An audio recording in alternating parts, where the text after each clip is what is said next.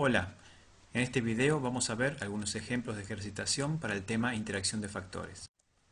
Dentro de los casos de variaciones a la tercera ley de Mendel se encuentran la interacción de factores y el ligamiento factorial. La interacción de factores ocurre cuando dos o más genes no alelos rigen la expresión de una característica fenotípica. En particular en este video analizaremos estos ejercicios correspondientes a la guía de TP del curso, la cual dejo a disposición en el vínculo que acompaña a la descripción del video. Se parte de los siguientes supuestos básicos. Dos genes rigen la expresión del fenotipo. En estos casos hay dos alelos por locus. Y en ambos casos se trata de dominancia completa, excepto en aquellos ejercicios en los cuales se aclare lo contrario. Este es el cuadro donde se explicitan todos los casos de interacción de factores, incluyendo epistasias y aditividad, en comparación con herencia mendeliana, que figura en la primera columna, y en la última fila se detallan las proporciones fenotípicas esperadas. En el caso de esta información, es importante tenerla a mano para la resolución de los ejercicios, por lo que si no se cuenta con la guía de prácticos en este momento, conviene pausar el video y hacer las anotaciones correspondientes. En el ejercicio número 2 se plantea analizar cuál es la herencia para la longitud de la gluma en trigo. Se presentan 4 valores correspondientes a cantidades de individuos de diferente fenotipo en una F2 y se consulta cómo rige la herencia del carácter. En este tipo de ejercicio inverso, lo que se debe realizar en primera instancia es compararlo con una F2 mendeliana. Para la frecuencia 9331 se presentan las proporciones correspondientes a dividir la cantidad de individuos por el total correspondiente a la F2. Haciendo el mismo tipo de cálculo, para los 314 individuos que corresponden a las cantidades que brinda el enunciado, se obtienen las proporciones correspondientes a cada categoría o a cada fenotipo. Al compararlo con la F2 mendeliana, se observa que las proporciones se acercan al 9331 de tipo mendeliano. Se deduce que hay dos genes segregando a partir de estas proporciones 9331 y por tratarse de una sola característica y de observarse 4 fenotipos en F2, la conclusión es que la herencia que rige este carácter es interacción sin modificación de las frecuencias mendelianas. En el ejercicio número 3 se presentan diferentes proporciones en segregaciones de F2. A partir de cada uno de estos casos, deduciremos cuál es la interacción actuante y cuál sería la hipotética segregación en una retrocruza por el recesivo. En el primer caso, para un 934, compararemos con la F2 mendeliana para deducir que las dos categorías de abajo se han agrupado en el caso de una epistasia simple recesiva. En el caso de la segregación de una retrocruza por el recesivo, obtendremos 4 genotipos posibles, cada uno en una proporción de un 25%. Manteniendo el criterio de agrupamiento en función del gen A chico como gen epistático, observamos que la proporción fenotípica en la retrocruza por el recesivo sería 1-1-2. 1 con ambos genes al estado dominante, 1 con solamente A dominante y 2 que tienen el gen recesivo para A chico. En el segundo ejemplo, que es con una proporción 1-4-6-4-1, se presenta una F2 mendeliana, pero para nivel de genotipo. ¿Por qué? Porque se trata de un caso de aditividad sin dominancia, en el cual las 5 categorías corresponden a los individuos que tienen 4, 3, 2, 1 o ningún alelo al estado dominante. Al compararlo con la retrocruza por el recesivo, se obtienen obviamente los mismos 4 genotipos posibles, en la cual se pueden agrupar a las dos categorías del medio por poseer un alelo al estado dominante. De este modo, la proporción es 1-2-1 en la retrocruza por el recesivo. Esta proporción fenotípica siempre conviene explicitarla, igual que se hizo en el ejemplo anterior, para ver cuál es la categoría que uno está agrupando. De este modo, al ser similar al 1-1-2 visto en el ejemplo anterior, conviene en este caso aclarar que la proporción es 1 con ambos genes al estado dominante, 2 con únicamente un alelo A o un alelo B dominante y 1 con ningún alelo al estado dominante. El ejercicio número 6 nos plantea la herencia de dos genes en maíz, el A1 ubicado en el par cromosómico 3 y el A2 en el cromosómico 9, los cuales al estado dominante rigen la presencia de aleurona de color en el grano. Se plantea el cruzamiento entre dos padres puros, sin color en la aleurona, que generan una F1 toda con color. Se pregunta cuál es el genotipo de ambos parentales y cómo sería la F2. Para empezar, vamos a plantear los tres genotipos puros posibles, homocigotas, de ambos genes para que sean sin color.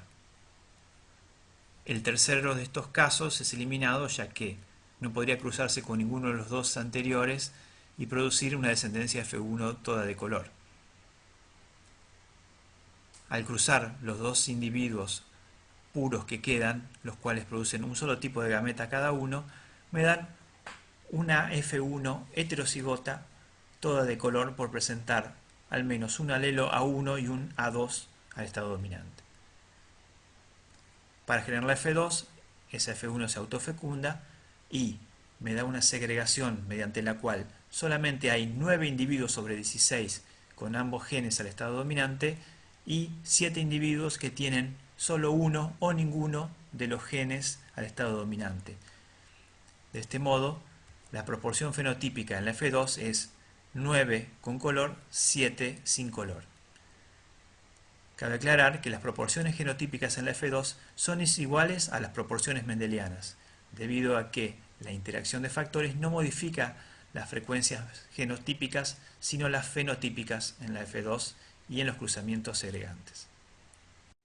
Finalmente, el ejercicio número 10 nos plantea analizar en determinada especie vegetal la herencia del peso de semilla que está regida por dos pares de genes con aditividad sin dominancia, donde el genotipo A chico, B chico, B chico tiene un peso de semilla de 20 miligramos y el genotipo A grande, B grande, B grande tiene un peso de 40 miligramos.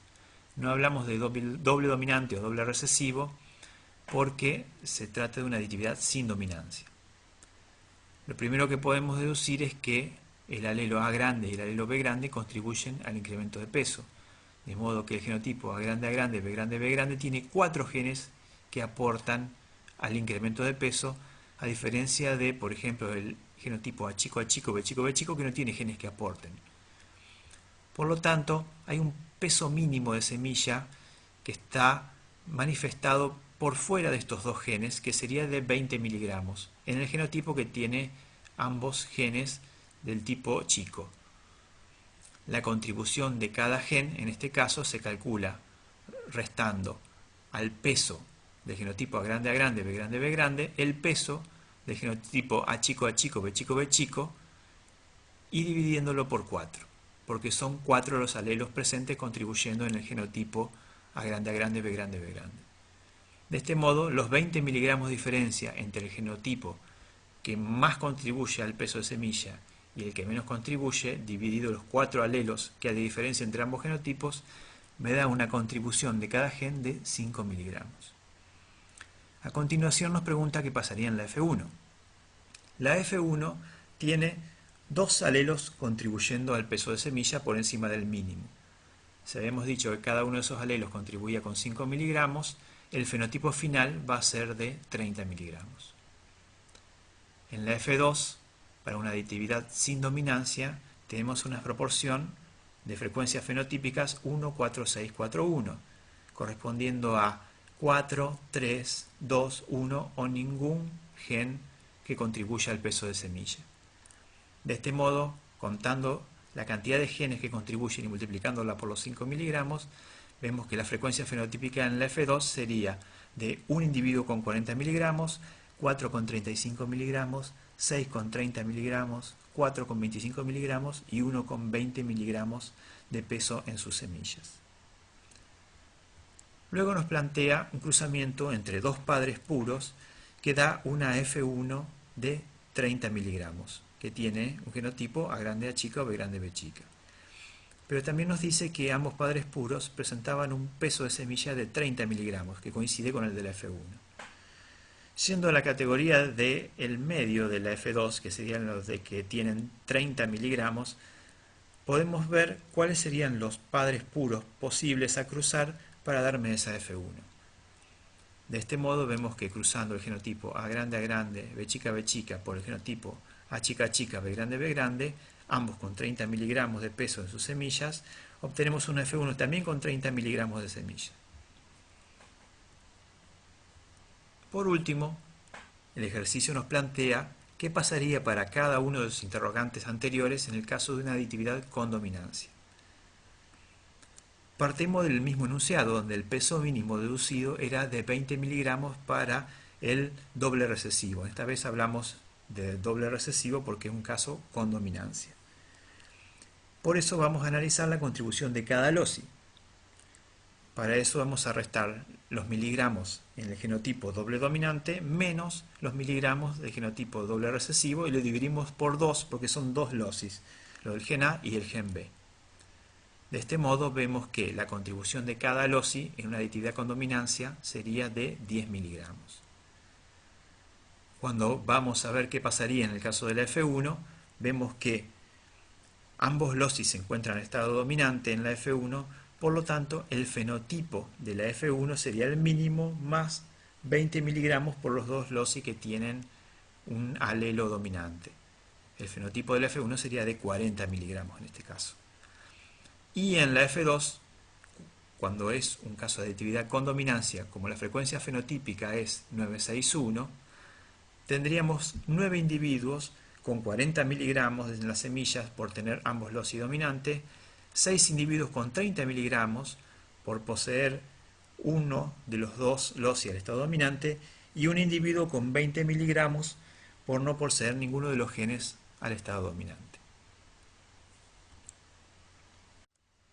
Bien, espero que el video les haya resultado de utilidad.